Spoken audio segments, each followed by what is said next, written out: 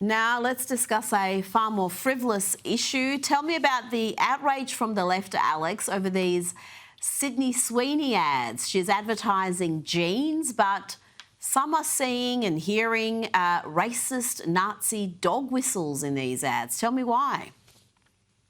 I mean, Rita, once again, why does everything have to be through the lens of a Nazi doing it? You know, she's a beautiful blonde woman, but they want to try to paint her as being a Nazi. And that's where it loses, the meaning of what a Nazi and how evil a Nazi truly is when you accuse a beautiful woman like Sydney Sweeney for doing a jean ad as being a Nazi. So that's what's wrong with the media. And that's what's wrong with, most people. If she was a 400-pound Lizzo impersonator, they would be cheering her on. But the fact that she's actually a beautiful woman and, more than likely probably a white, beautiful woman, dare I say, that's why the backlash and that's why these Nazi accusations exist, just because she's beautiful and they don't like that. They want ugly models in this model. Yeah, well, because they're saying it's a play on words. The ad says Sydney Sweeney has great genes and they're thinking about jeans with a G. But, even if they were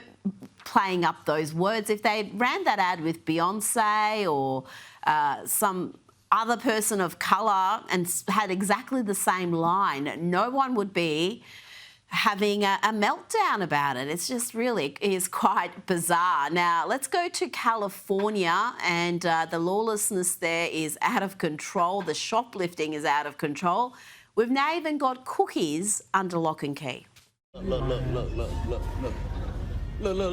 this. Somebody come look at this. Look at this. Somebody come and look at this. Look at this. Alex, we're used to seeing high-cost items under lock and key, but cookies and donuts now?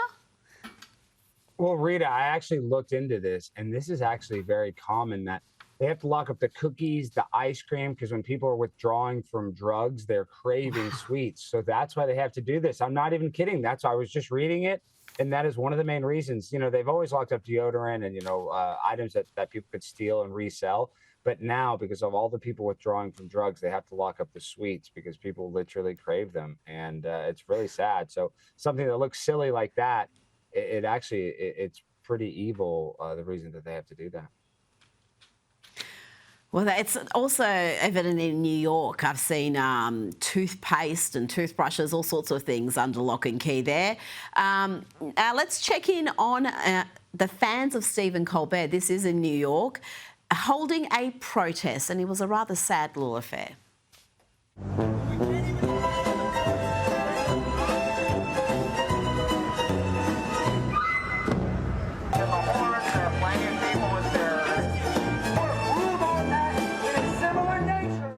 There was about, 20 people there, Alex. They want him reinstated, but if this is the support they're getting, it ain't going to happen. Well, no, I mean, his average audience age is 68 years old, and that was literally more people than watch his show on TV every night. So, I mean, Stephen Colbert, his show's going to get canceled. I wish CBS would just pull the Band-Aid off right now, because they're going to let this guy have a lot of runway to just demonize President Trump and just make bad content. So I want to see Stephen Colbert go on his own, because in this modern era, if he is funny, if he truly deserves to be at that spot, he can do it independently and still be successful. So, the proof is in the pudding. We'll see how successful he is after CBS. I don't know how much longer they can keep this going, because he's not due to be off air till 2026. And he seems to be spending his remaining time on air just having a massive tantrum, bagging his own network. So I wonder how much longer they're going to be paying this enormous salary to him, plus his 200 staff, the fact that the show's losing around 40-50 million a year just to have their own network bagged. So I think I wouldn't be surprised if they get rid of him a bit sooner than they were anticipating.